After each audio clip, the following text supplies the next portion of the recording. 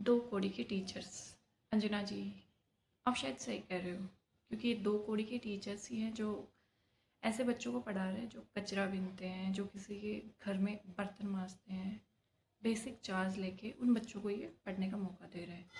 तो शायद ये दो कौड़ी के ही हैं, क्योंकि एजुकेशन लेने का हक तो उनको है जिनके पास बहुत सारा पैसा है, जो वीआईपीज़ हैं, जो कोचिंगों में 2-2 डेढ़-डेढ़ लाख रुपए फीस भरने की कैपेसिटी रखते हैं।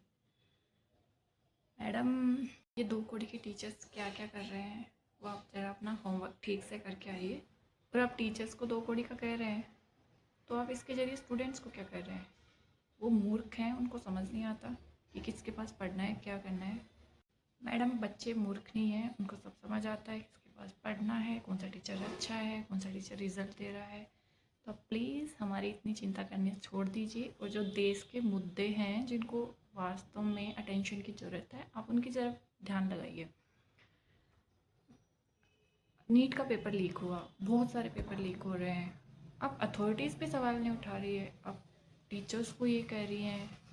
मैडम, आपने नीट पे कितना सवाल उठाया, कितना आपने हाहाकार मचाया नीट पेपर लीक। माना कि बोलना आपका फंडामेंटल राइट है, लेकिन फंडामेंटल राइट देश के हर नागरिक का है।